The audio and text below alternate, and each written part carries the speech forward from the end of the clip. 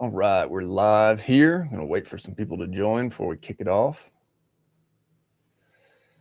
Shadell, if you're watching these episodes, or when you're watching these episodes for editing, let's just please make sure to pull this beginning piece out of the front of it as we wait for people to jump on. Looks like we've already got a couple people. Hey, good morning. Good morning. I've also noticed it takes a little bit for the accounts to connect. Yeah. Yeah, mine always is like a little later. Yeah. I tried to do Facebook today, but it didn't allow me. But we are on TikTok, so we'll see how long it takes them to shut it down. You like posting to TikTok, huh? Yeah. Yeah, I got a good little group of followers on there. Morning, Matt. How are you?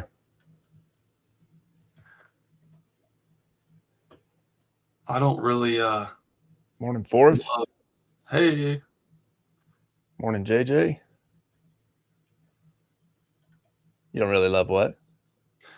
profanity, but I do love to share some of these dirtbag comments we get if you want to Oh see no. one. Oh no. What do we got?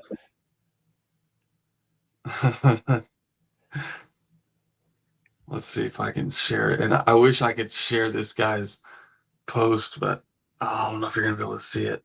It It doesn't says focus in. I bet this effer has never had or ran a land clearing company. He definitely doesn't look like he has it in him. Well, Look at this guy. Here's him. love it. He's got it in him for sure, I bet. Love it. Love it. Well, hey, we do appreciate you guys jumping on this morning. We are using the beginning of the live stream to let a few people jump on before we kick off the official live streams. So if you are joining live, tell us or say good morning in the chat over there. Let us know where you're joining from. And then we will have Q&A at the end of here. If you've got questions throughout the conversation, just post them in the chat. If there's anything over the last couple of weeks that we've covered, feel free to post your questions in the chat too. All right. Well, let's go ahead and get kicked off. Let's do it. Let's rock and roll. All right. Welcome back to another episode of the Owner Ops Podcast. I'm your host, Austin Gray. Got Jacob Neffendorf again joining for another episode of Land Clearing Live. Jacob, good morning. What are people going to learn today? Good morning. What Titans do different, or what the best of the best do different? So you had a couple posts here recently where you were talking about a couple different topics about what some people in your Titans group are doing differently than a lot of people out there. What are some of those things? Yeah, well, I'd say number one would be attitude and willingness to learn. I think the small group of guys that we meet with, that's like one of the biggest things is that they're all willing to ask questions and learn and not be know-it-alls. I think that gets you very far in life and business. But we had some pretty sweet, interesting topics that came up yesterday. But one of my favorite ones, which is something I have really never heard before, um, and this guy really knew his business math, which we talked about last Friday, that it cheaper for him, and he learned this the hard way. He didn't just guess and it worked out. It was cheaper for him to have a brand new machine in reserve with a $2,000-3,000 a month payment, whatever comes with that, than it is to have lost time when machines break down, get stuck, unavailable, whatever, and you still have operating costs, but you're not getting billable machine hours working out there. And then on top of that, the opportunity cost of missing out on jobs that you could get to that you weren't able to for whatever reason. And it was like by far with the math. And the way he learned it the hard way was basically a whole year of this happening to him and having like 4 months out of 12 months he could have worked that machines were actually working because of constant breakdowns, and whether it was the machine or the head or getting stuck or whatever. Now he's to the point where he's got so many machines and these machines on backup and the process dialed in that he can have, if he has a breakdown, he can have that machine replaced and back in a couple hours. Um, which is just pretty awesome. But that one was pretty cool for me to really see. And I don't think a lot of people think that way. I'm sure there are guys who think that way, but I thought that was pretty cool. Now, what kind of machines is he running? He has 6 Cat 275s. 6 Forestry mulch. Cat 275s. I wonder which machine he likes running. Everybody always asks, what's the best land clearing machine out there on the skid steer side? Yeah, one of the things he mentioned was that it's technically like heavier than he would have preferred. But between the service and the reliability of the machine, it was a no-brainer. He was running the ASVs before, he said, had lots of issues, lots of breakdowns. So that was, he says he has an ASV he's trying to sell right now that he almost just can't sell. Oh, no. Oh, that was another thing he said that backed up something you have talked about before, was that he basically plans on being able to get 3,000 hours out of a machine. So at 2,500, he starts the process of getting a new one and selling this one. That way he's got 500 hours to make that happen. For like a lot of guys are like, oh, I need a new machine, but it's, it could take so long to get one, blah, blah, blah. And it's like, well, if you plan ahead for all those things, which, you can't go into business knowing everything, but you network and you listen and you talk to others who've done it before you, can help you skip a lot of that heartache. So he's got 6 Cat 275s. Right. All new, bought all last year. They were bought. So that guy's got leads coming in like crazy, huh? I wonder who runs leads. Fair point. Fair point. Yeah. Yeah, we just did his one-on-one, quarterly one-on-one. And yeah, he got 1,200 leads last year. And closed 1.2 million straight from our leads and spent 60,000. So that was like a 30x, something like that, return on ad spend. So he spent 60,000 specific on ad spend, correct? Mm-hmm. That like directly paying that, writing that check to Mark Zuckerberg. Is that right? Yeah. Yes. Yeah. So 60,000 on ads, and he closed 1.2 that could be directly related to that ad, correct? Yes. Yeah, they did like 2.6. They have like pipeline work and stuff too, but Yeah. 1.2 is directly from ads. Yeah. Now, here's something that's really interesting, and you and I have talked a lot about this, and you were talking about this as you're launching your new office.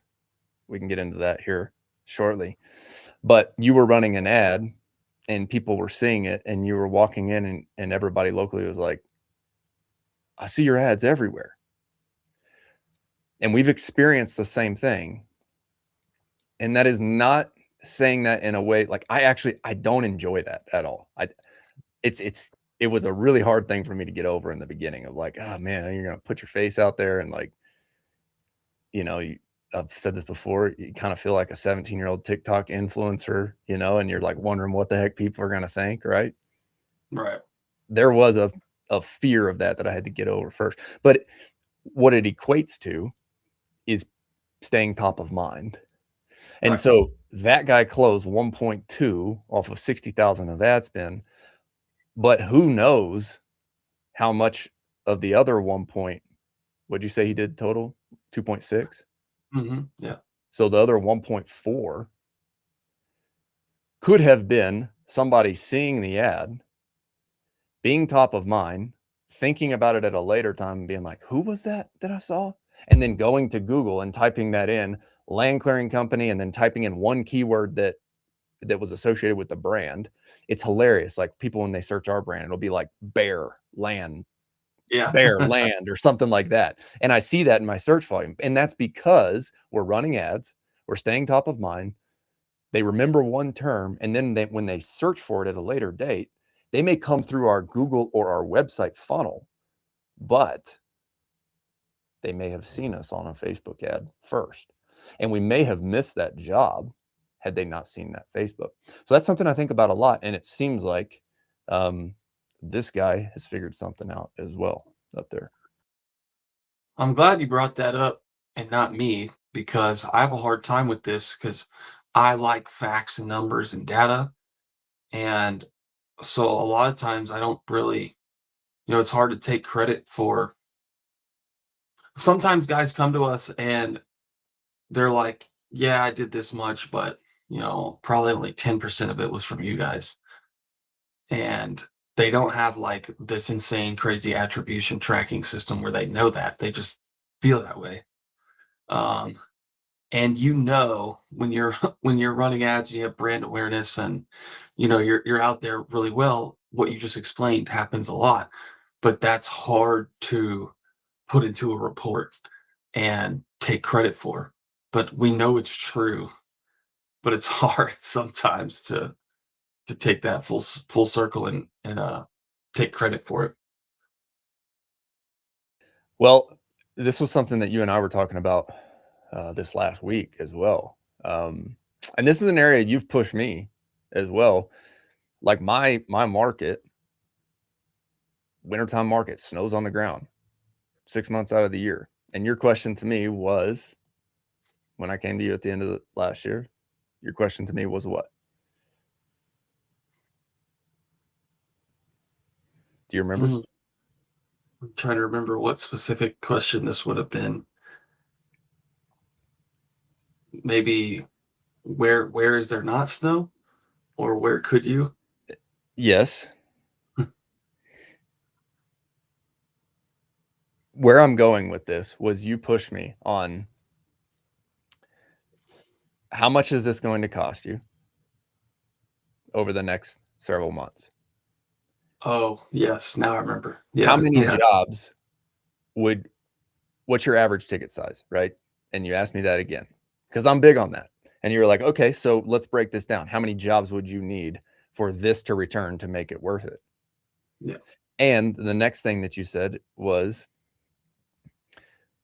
do you think it would help or hurt if you stayed consistent with your brand awareness throughout the slower winter months leading into your busy months?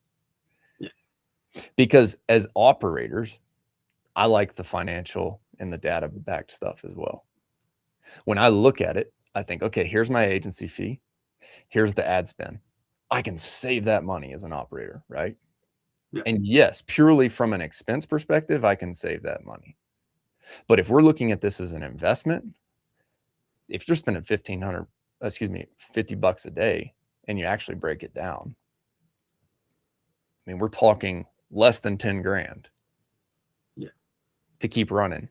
And if we close a couple jobs over the course of that period, could make it all worth it. And the answer that I answered back to you whenever you asked me, would the brand awareness help? My answer was yes, because most other guys are shutting off at that point. And so I'm curious to hear what he does up there in the slower winter months. If he spent $60,000 and he's equated to 1.2. Yeah, I mean, they're working. I don't know. That's one thing I always have to kind of ask you guys about, because some of these states I haven't been to in the winter, especially, have not operated equipment in the winter. But we have this handful of guys who works in the snow and they like working in the snow, but it has to be like that really cold snow where it's like hard. Um, Now they're also not in the mountains, so that's probably another thing. It's terrain and slope and stuff. But uh, yeah, I mean, he told me a story about a machine that was sunk all the way to the. It was under. You couldn't see it. Um, and he said the only thing stopped it was the pipeline. They were doing some pipeline work. And so they had to go fly by the night to get it out unstuck, um, but that was just a one-off. But I mean, they're running all the machines through the winter for sure. Now he told me because I asked about this and he told me this whole thing. He was like, a lot of people think you can't mulch in the winter with the snow.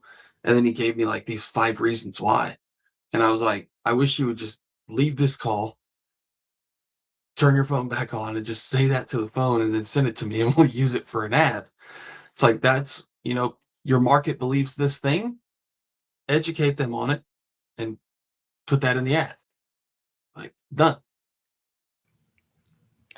Let's get him on the live stream. Yeah, I bet he'd like to. For sure. I can ask him. 6 machines, all Cat 275s. I'd love to ask him why 275 versus 285, just to get his opinion. The weight. Yeah, that question got asked yesterday. It was the weight.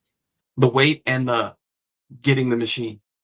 There was a quicker lead time for the 275 and it weighs less. Do you know how much the difference is? I'm gonna look that up. Did you talk about that yesterday? Yeah, I think it's like 800 pounds if I remember right, but I don't know the exact. Don't hold me to that one. Interesting. And then he is selling his ASV. Did he say why? Yeah, because he said they can't keep them running. That just tons of breakdowns. He liked the power; they were powerful, but the breakdowns and then the service and parts availability was crud compared to Cat. They also 2 guys complained they were very loud, which is just kind of a funny thing to think about. But if you're going to be in it all day, that matters. Did the other thing that's crazy about Cat, have you checked their stock recently? Mm-mm. Go check that out. So I was talking about this the other day with another one of the guys who I've done some work with, and my question to him was, how long until we have AI? And we're going to be talking about AI next week. So for those of you who are joining today, we will be talking all things AI and systems in next week's live stream. I'm curious how long we have until AI is embedded into these machines and we've got autonomous land clearing machines. Cat is heavily investing in AI. Look at that stock. Goodness. That's a huge jump. Yeah. Oh my gosh, look at in a year. Yeah. I did some reading. It's doubled in a year. But think about it. I mean, have you paid attention to any of this stuff? AI that's going on right now with Claude bot, all that stuff. Oh yeah, yeah. It's insane. Yeah, Apple stock's probably about to go up with everybody buying Mac Minis to run their Claude bot on. It's absolutely crazy. And my question for you is, how long do you think we have until machines are automated in the land clearing industry? Oh man. That depends on if everything falls apart, I think. Not everything, but you know what I mean. Like we're on this huge rush. It's gonna have to cap and plateau somewhere for a little bit. But I mean, I think I forget who always says this. Oh, Alex Ramosi says this a lot. He's like, it's always been human plus tools against human plus tools. Now there are people that have these theories about, down the road when it's tools versus tools. But I think for now, yeah, of course they're going to start integrating for build process, for service, for maintenance, for forecasting, for updates. Tesla probably is the closest example to how the machine and the AI, the operator and the AI and the machine go together. But in terms of them running, I mean, this remote control mulcher really interests me. A couple guys have it. 2 guys that we work with have it. Of course, Alex has it. That seems like the quickest way. Like, hopefully, FAE is gathering immense amounts of data because that's the only way AI works is by gathering data. And so I would assume if Cat's investing, that's probably the same thing they're doing. So I know all these things link up to the cloud or something somewhere. So as long as they're generating, insane amounts of data to plug this AI into, I mean, I think there's a chance, but I think there's a pretty big bridge to gap before we would get there. Mm. A lot of guys listening to this are going to hate me. I think it's coming quicker than we expect. I think it's going to be here faster than we know it. So this is going to lead into next week's conversations on why I believe that AI and building systems is important if you want to continue being a player in the industry, especially as we look into heavy equipment. Because I believe the guys who are willing to adopt and change are going to be the ones who are the ones that are going to be here 10 Right. years from now. Well, yeah, and if you have that, like Alex's field fix thing, that kind of stuff's going to make you more efficient, save you time, probably save you money, on your maintenance side of things. But then the next level of that is forecasting. Like you're going to be able to make better decisions on your risk assessment and your next steps in the future because you have this data that other people either have a hard time finding accurate data on or just don't have. And I think that, and same thing, he talks about using his Claude bot to go back and like in seconds get a report on certain things from last year that a lot of us just kind of talk off the cuff about, like the weather thing he put about on Twitter, where it was like he realized that for him, the weather patterns versus his jobs didn't really change anything over the grand scheme of things. That's interesting. Yeah, and so obviously this is going to be different between regions and people and years, different from year to year depending on the type of weather we have that year. But the fact that in seconds he can get that information is amazing. But that's also not just the AI, and that's where I like your point of you have to prepare, build, and have foundations for that because the AI only works when it has data. And it works exceptionally well when you have unique, accurate data versus the thing everybody has on Google. Exactly. Awesome. So that is going to, once again, lead into next week where we're going to talk about the basic systems that I believe everybody should be using. Jacob's using as well. We're going to be talking about sales and marketing systems, quoting, scheduling, invoicing systems. Once you start implementing that at the basic level, you can then leverage AI to a better potential. Because you're right. I mean, at this point, I've been playing around with it too. It's crazy the answers you can get. People are naming their AI bots. Hey, go get me this financial information, and then it will analyze your P&L, or it will analyze, hey, these are the invoices that you sent last year. They were targeted to this specific geographic area. Really, really cool. What are some other things that you're seeing Titans do differently?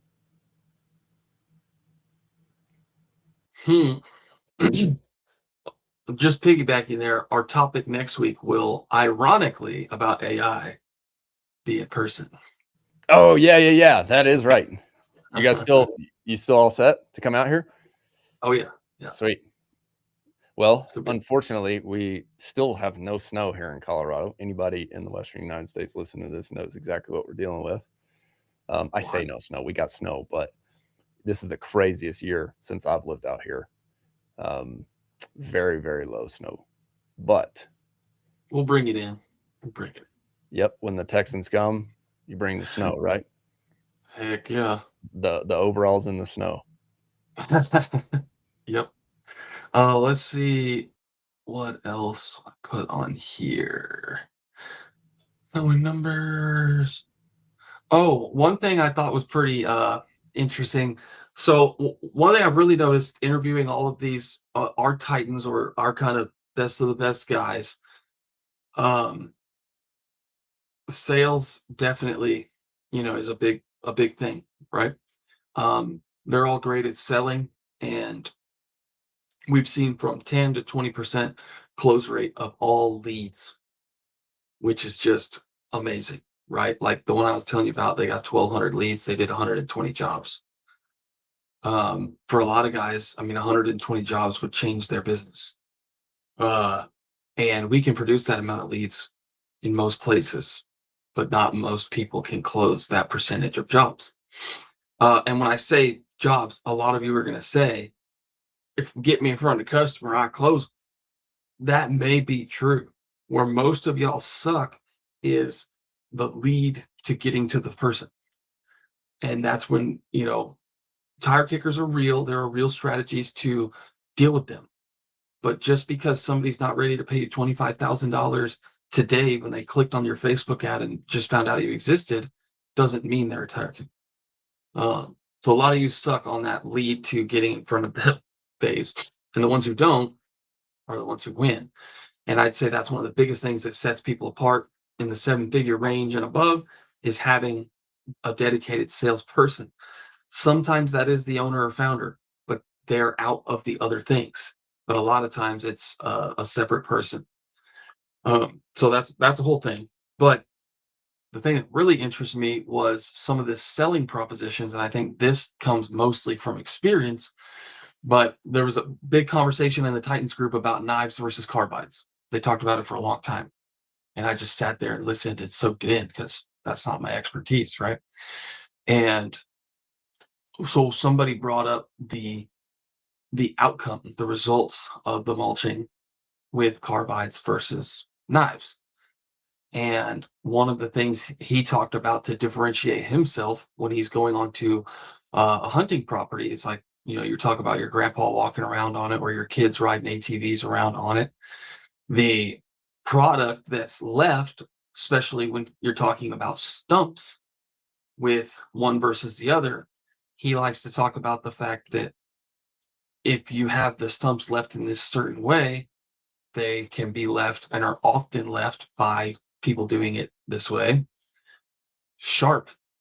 And do you want to run the risk of you tripping or your grandpa tripping or your kid falling off the ATV and getting impaled by this stump on the side of the trail here because of how that was left? And he said every time he uses the word impalement, the close is over. You're done. He's got the sale. And I was like, man, that's a pretty interesting thing to bring up. I don't even know if I've ever heard that word before. Yeah. And then you immediately imagine your kid riding a four-wheeler, cranking it too hard, falling off, and just getting final destination into a sharp piece of a stump that's sitting there. Jeez. So, do you remember knives versus carbides while we're on that? Yeah, Which one? they run knives.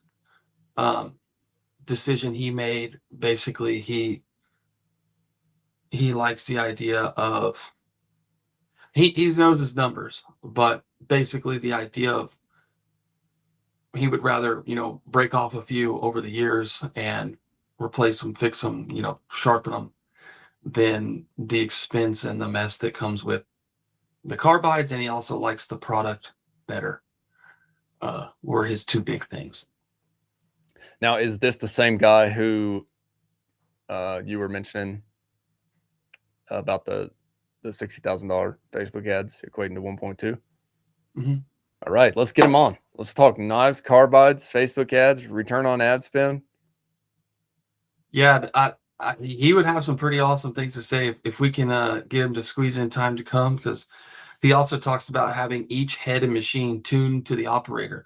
Like one operator is more aggressive, one operator is more like slow and controlled, and so they tune the flow differently for those guys. And he talks about, you see lots of guys with videos where they try to, mulch up a 10-inch tree and it just bogs it down and they have to back off and wait for it to spin back up.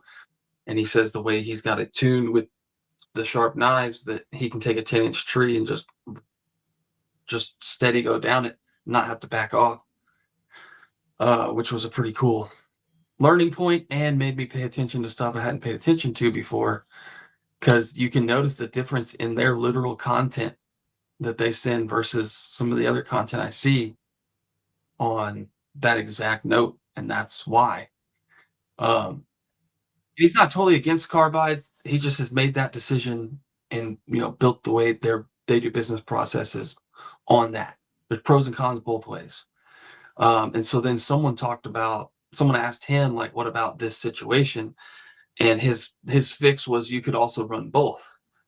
So you could have uh, knives in the middle and carbides on the outside. That way, if you were to come up to a bigger tree, but you're in a more rocky terrain where you have to be worrying about those teeth breaking, you could have carbides on the outside, knives in the middle. And he kind of talked about the balancing of that and what that entails. But it's a lot of cool stuff that obviously I don't have a whole lot of experience in, but just learning how that wraps back into the numbers and why, to me, why this company is more successful than maybe others because of the details that he has locked in on process and stuff like that. Well, I'd love to bring him on and let's talk specific field operations because you and I, we're always nerding out on more of the back end marketing and sales process. And that's where our conversations typically end up. But I'd love to have someone like that come on and talk more specific topics because we definitely have had those requests before and asking those types of questions, knives versus carbides and whatnot. Now, let me ask you this.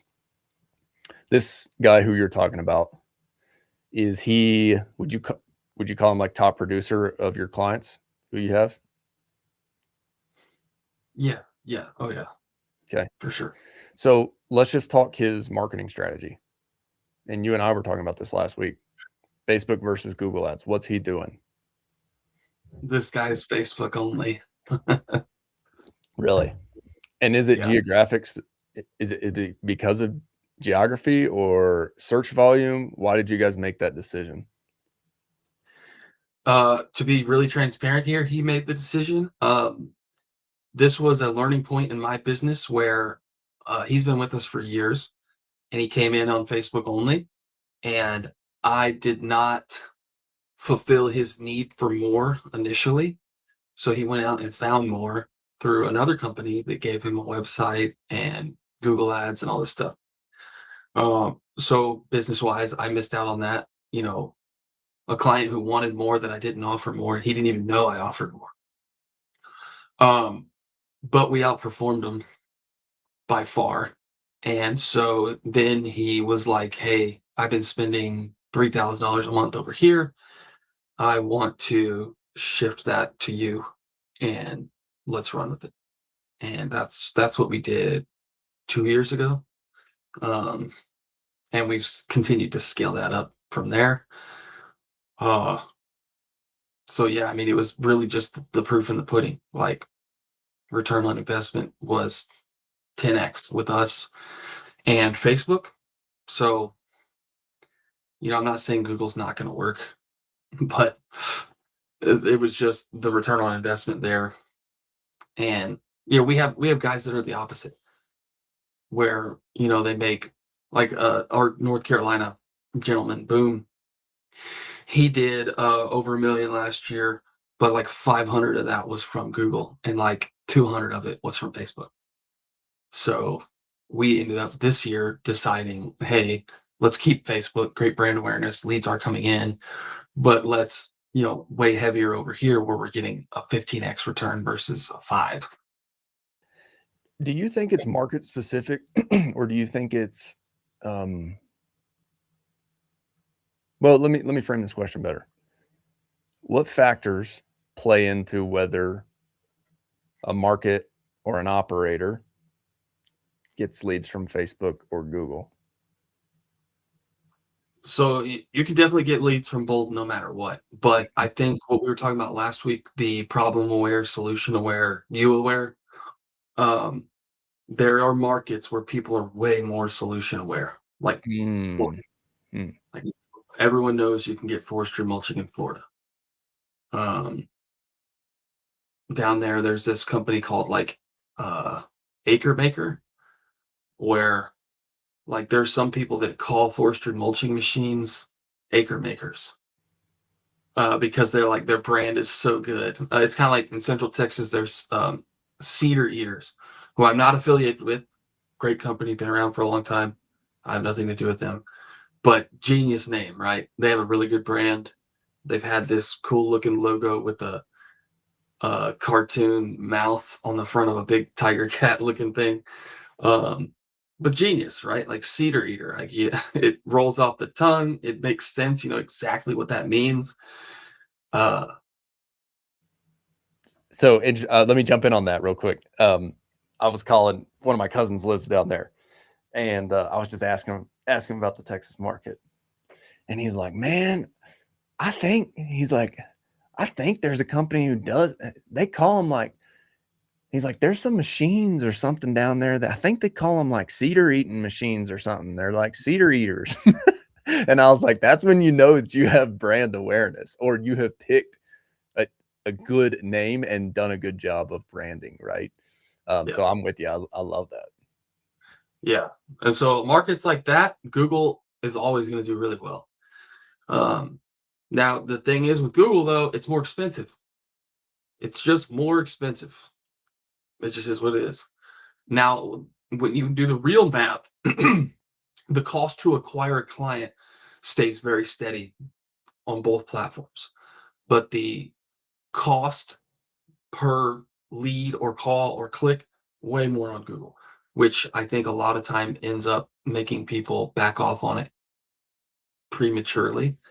Um, which I think I told you this. That's why I think our data is a little skewed on that because also because we do really well on Facebook, guys end up getting a ton more leads on Facebook for less money, and they naturally feed into that.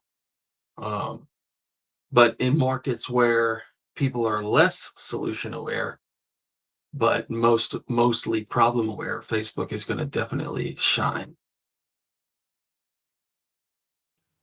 Now, how much of this has to do with the operator as well and the types of videos and content that they can create? Just being as blunt and honest as you can. It's everything. Yeah, Really. uh, it is. And my favorite example of this on the low end is a guy complaining about getting small leads, small jobs, and the only video he ever sent us was a small skid steer with a mulching head, mulching up a little brush pile, like a bush-sized brush pile. Those were the leads he was getting. Versus in Texas, I've got a picture of a Barco with a mile right of way ahead of it. Those are the type of leads he gets, you know? So when you show that at the surface level, you know, that's number one. But then if you can talk to your ideal client, and I've spent countless hours arguing and defending this to guys on the phone or on Zooms, but the guys that I convinced to do it, they come back, one of them's even a Titan, and report, holy crap, these people are coming to me more educated. I'm getting more qualified leads now because you're talking to them in the video. You're calling out their pain point, their problem. You're positioning yourself as the authority, the solution, more trustworthy.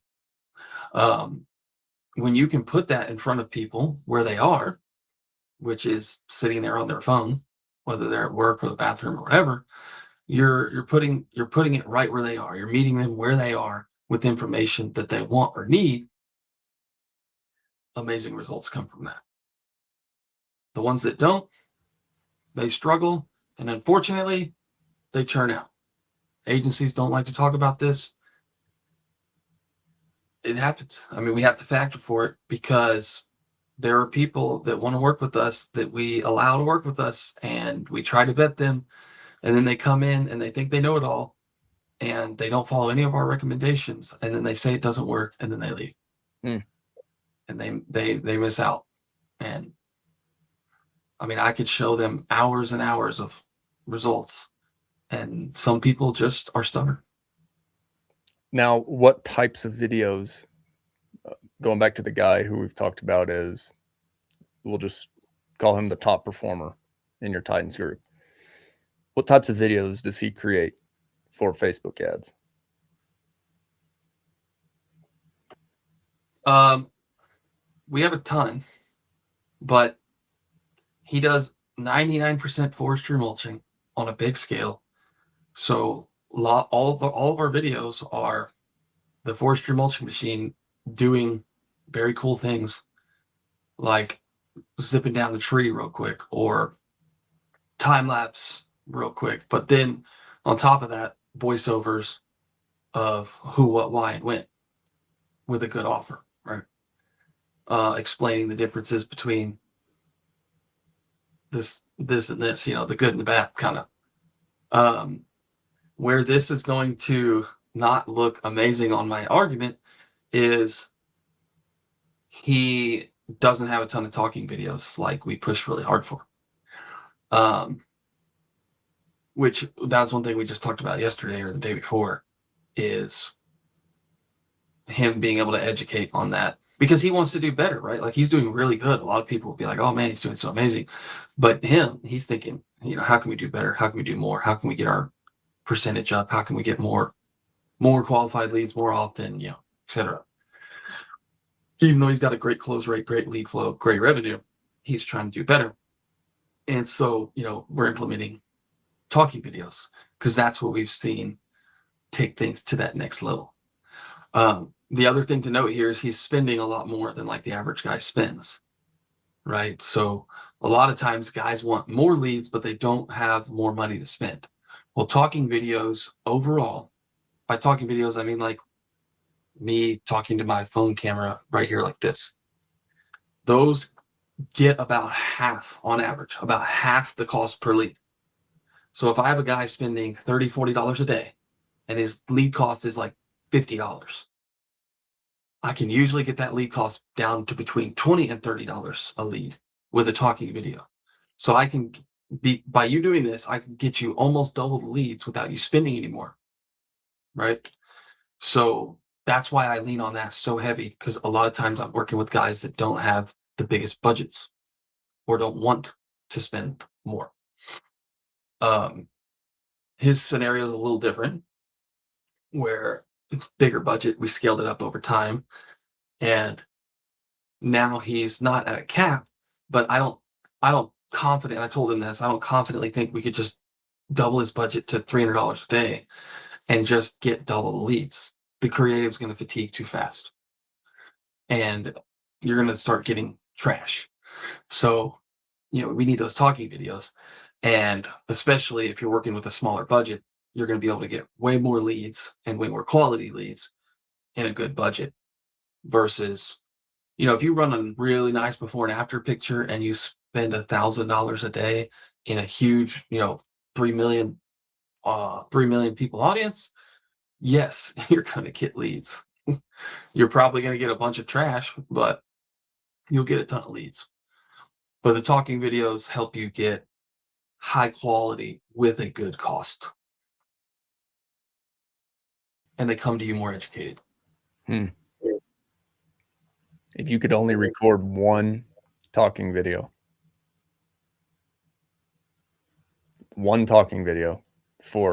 to cover, we talked about different awareness levels, right? Because I know that's where your question is going to be. What awareness level are you talking about? If you could only record one, that's the question, regardless of awareness level. Thinking that video is the one that the operator in that market has to record, and you only get one. What would that be for 2026?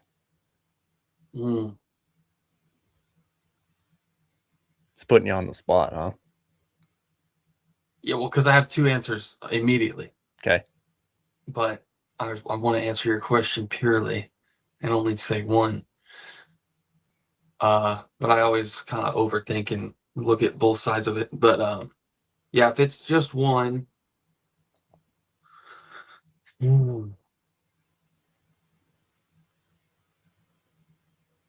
Okay, can I explain myself if I answer with just one? You can, and you can also start, even if you need to go back to 3 and then bring us back down to 1 or 2, wherever your head's going. Yeah. Yeah, so I mean, I technically make this decision right now because we have such a hard time getting guys to make the videos. and convincing them of it, which is blows my mind. But um, if we can get them to make a video, I'm just gonna give them one to make, right?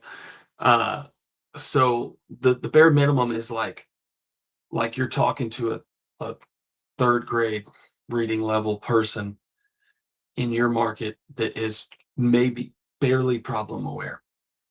So it's like, hey, do you own land in Comal County? Hi, I'm Jacob. I own Jacob's Land Clearing Company.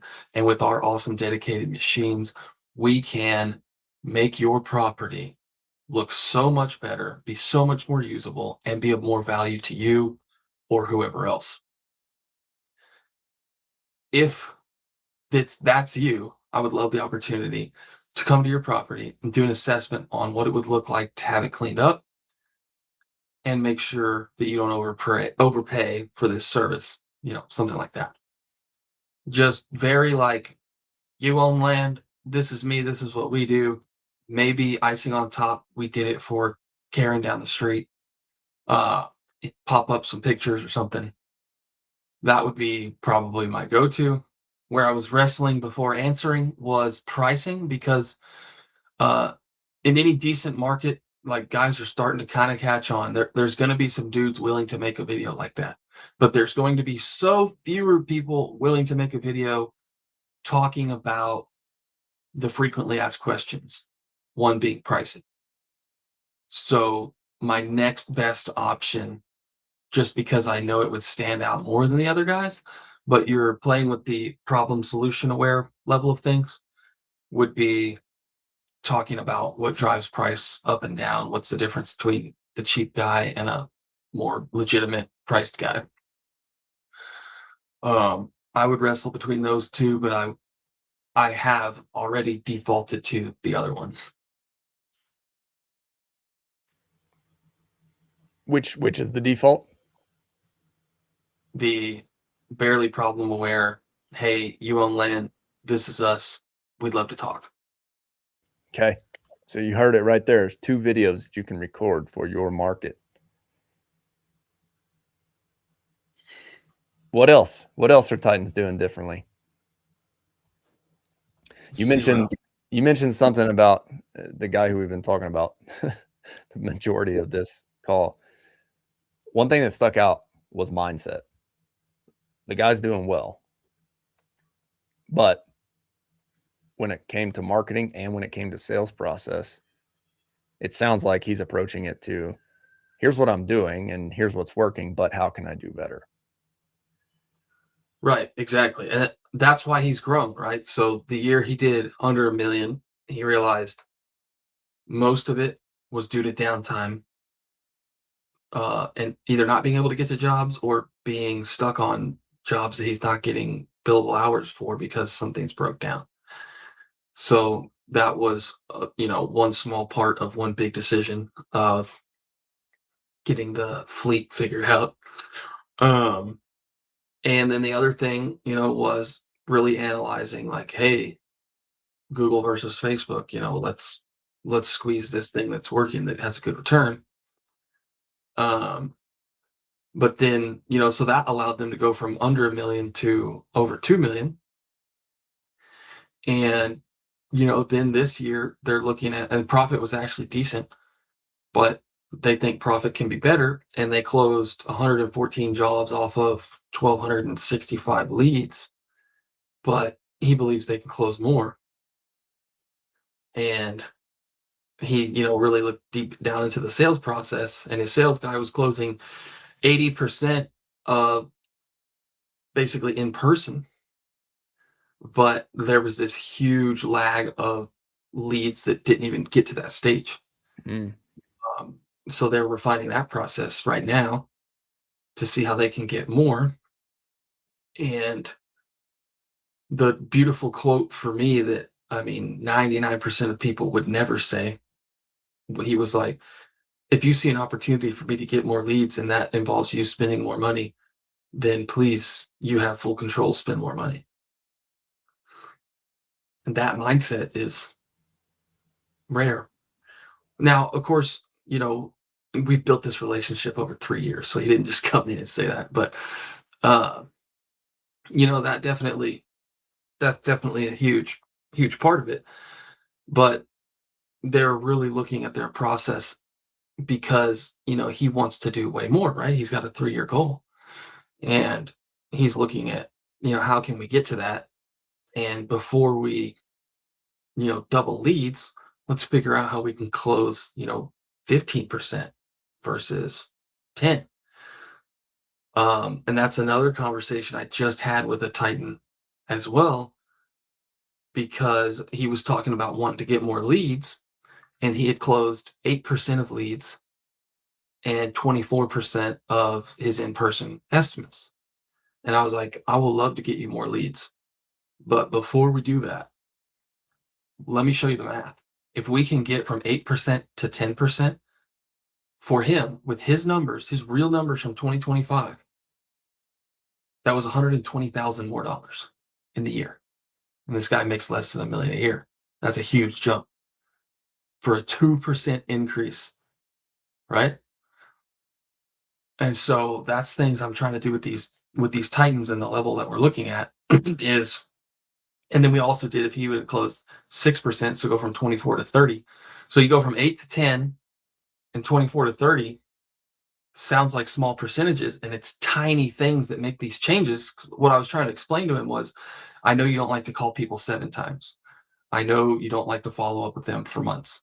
I know you don't want to, uh, you know, try to get on the phone with everyone within 5 minutes. But these little things that take minutes could easily equate to 120,000 more dollars next year. Profit. You know, that goes straight to you. Um, and yeah, that really opened his eyes. Uh, but that's, you know, that's a mindset thing of like, you know, we need to look at this level, not always just get more leads, which we're good at. That's honestly the easy part, as long as you know, are willing to do a few small things and spend a little bit of money. But the proof's in the pudding, and the money's in the math. That's what I posted yesterday after I got hyped up after that video. But the money is definitely in the math. I love it. I love that. Hey guys, if you're still on with us and if you've got questions about any of these topics that we've been talking about, please post those in the chat, and we will keep an eye on that over the next 7 minutes before we shut this thing down. So if you got questions, post those in the chat. We appreciate you guys joining each week, Friday, Land Clearing Live. Next week will be an in-person recording. Jacob's coming out, do some skiing and some snowmobiling next week, and we'll record an in-person event. We will be talking all things AI and systems, so make sure to join next Friday, 7 a.m. Mountain Time, 8 a.m. Central, 9 a.m. Eastern. Jacob, one thing that stuck out to me, he said, if you see an opportunity for us to make more money, please go ahead. You have full control of this. And that's something that you and I were talking about before we jumped on here. As an owner, we're oftentimes the bottleneck. And you were mentioning something about starting EOS last week. Mm-hmm. And giving more people agency over their job. And I think us as entrepreneurs and blue collar business owners, sometimes the hardest thing to do, especially in that owner operated phase, is to let go of the ropes. But the reality is, yeah, if you find yourself saying this, man, there's no good help out there, there's no good people, that's where the issue lies. We've got to fix that mindset. When you find yourself saying that, I want to encourage you, transition that to, there are great people out there and I can go find them. There are great people out there and it is my job to go find them. That is your job as an entrepreneur. And so we made that shift a couple years ago. And the reality is, there are great people and they want to do great work. There are great people, and guess what? This is going to be a blow to some of you guys as blue collar owners and operators. They're even better than you at your job. And sometimes that's hard to accept, right? Because whenever you bootstrap this business and whenever you're the one doing everything, sales, estimating, fulfillment, all the above, you think that you are the best at that role. But the reality is you're spread thin across wearing multiple hats. And something that we're going to encourage if you continue to show up and listen. Find the people. Give them the responsibility and ask them to do a good job. And there are plenty of people out there who want to do a great job. And so oftentimes, if we just get out of their way, like this guy who Jacob is talking about, I guarantee you Jacob's going to figure out a way to go making more money. Why? Because Jacob's like, well, the guy is, well, let me just ask you this. I'll put you on the spot here. He's entrusted you with that. What does that do to your mindset? To be honest, it makes me want to be even more careful. Not that we're not careful and targeted with everyone's ad spend, but when somebody says something like that, like it makes me want to be even more because it like puts responsibility on me more so than normal, um, both ways. And so it's like, this is a Bible story actually, uh, about basically the guy gives, everybody some money and he's like, take care of this for me. And one guy's like so scared to lose it that he just like buries it and then gives it back to him, as much as he gave him. And all the other guys went and like invested it or worked with it and came back with like money on top of the money. Uh, anyways, kind of a tangent there, but uh, you know, I think it's a powerful move for him to do something like that. One, it shows trust, but also it puts responsibility on me versus just like, well, hey, he said, here's your max budget, so we'll do what we can with that. And he's like, if you see an opportunity for more, you spend more, um, which means, it gives me more leash to go out there and find things and do the things and test the things, um, which is huge. But also another reason why I'm going to go see him in person and get all kinds of super awesome content.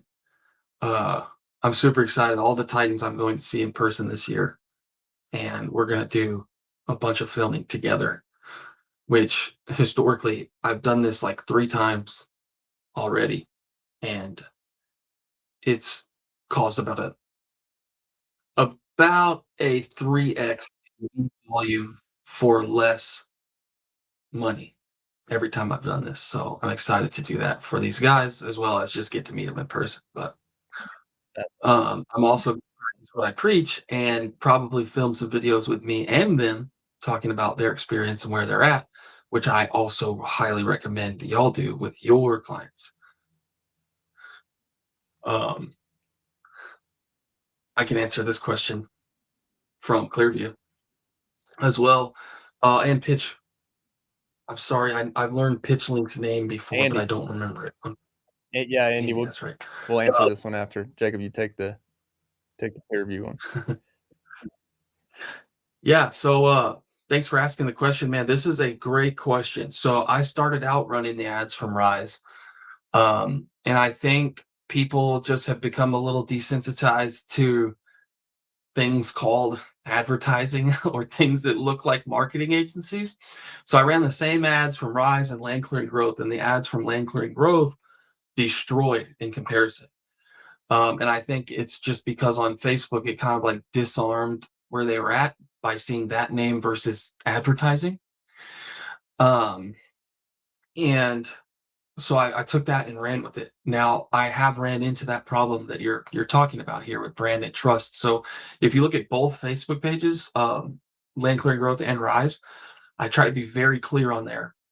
I talk about both of them and the relationship with each other there, a lot. That way, I've spent a lot of time trying to make that brand come together. That's why things like this, Rise, Land Clearing Growth. But the Land Clearing Growth page, it essentially became a brand then. I've got 6,000 followers on there versus 1,000 on Rise. And so like my YouTube channels, Rise and Land Clearing Growth. So they've kind of, become this whole thing. Rise is our legal name. I have to continue to use that. I love that brand. And I think, some 5-10 years down the road, if we ever were in another vertical, having just Land Clearing Growth wouldn't really support that if I ever wanted to do that. So the big advantage is the way you look online. And then I've just had to put in some extra things to help with the trust and the brand tieback that you're talking about. But I'm not alone in this. A lot of people do this. It can be pretty beneficial. Like there's guys who have ran ads from more generic Facebook pages for land clearing, like land clearing pros or forestry mulching experts or something like that. That we used to call that a non-branded page, which kind of just allows you to have more flexibility and freedom and look less like an ad. In my case, though, Land Clearing Growth kind of became a brand, just because it did pretty well. Hopefully that answers your question, but that is a great question. Hey, so Ryan, what specifically? Sorry if I cut you off, Jacob. I'm curious to hear though. What are you specifically asking for as it relates to Clearview? Like, do you have a specific question that you're trying to answer? Because I think you got a great brand. Big time. There's always a little bit of a delay in comments. So Ryan, if you're still with us. And to answer Andy's speaking videos timing, I always say 30 to 60 seconds. Anything longer than that, and you got to really make sure you're like engaging and like having some clear points. Sometimes I do ramble on TikTok, but for an ad, you can't do that unless it's really structured. You could even go shorter, but the big thing is to have like a nice meat in the middle where you're talking about something real, and then you could have a 3 to 10 second hook at the beginning, and then a 3 to 10 second call to action. What that next step is at the end. In terms of how often they should be updated to avoid fatigue, lots of variables here, like your spend and your audience size. We're currently, I have a KPI for ads launched, and I have built and hired the team to increase this due to Facebook's updates. Historically, we were shooting for at least once a month. I'm trying to get to once a week, and right now we're hovering in the between every 2 weeks and once a month if we get new content. So I would encourage you to basically do it as much as you can. My strategy, so like I'm spending like $1,200 a day, right? So I post videos every single day to TikTok and shorts, and then the ones that do well, I push those to ads. So I'm pushing new videos to ads about once a week. At a budget of $1,000 a month, you don't necessarily have to be doing that much, but it's not going to hurt to do more.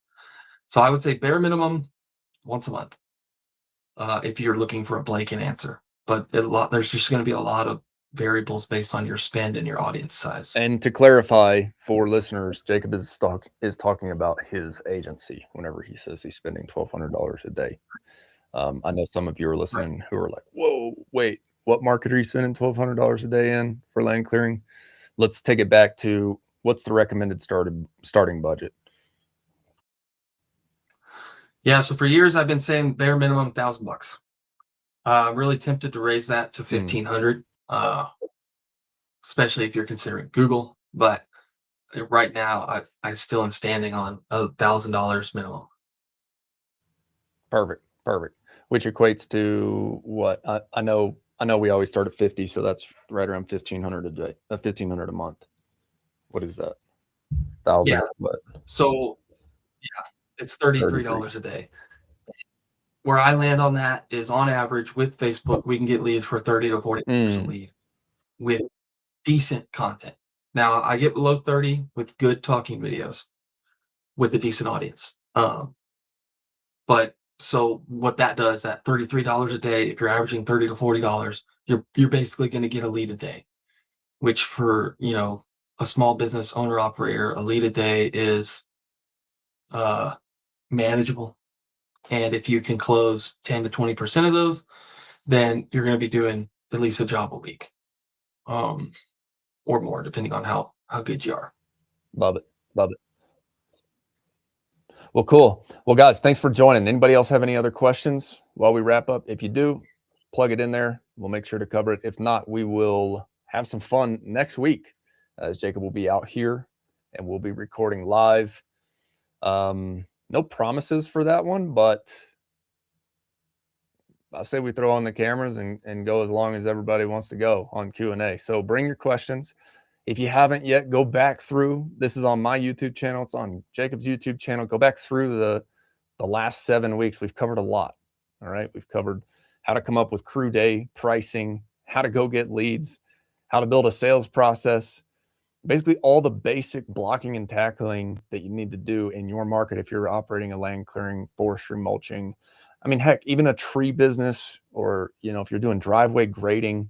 We talk about it in the context of land clearing, forestry, mulching, fire mitigation, but these principles definitely apply to the other blue collar businesses that are operating heavy machinery. So if you're on here and that's you, go back through that. Like I said, Jacob's going to be out here next week. We'll stay on for live Q&A. And this is fun for us. And we appreciate you guys joining. And the goal is to just help better the industry here. So if you've got a business here in land clearing, forestry mulching, fire mitigation, we've got free resources over in the school group. We've been posting templates, checklists, pricing calculators, things like that over in the Owner Ops school group. It's school.com/ownerops, SKOOL.com/OWNROPS. We've got a free Kickstarter training designed for guys in the 0 to 20K per month range, guys who are starting out.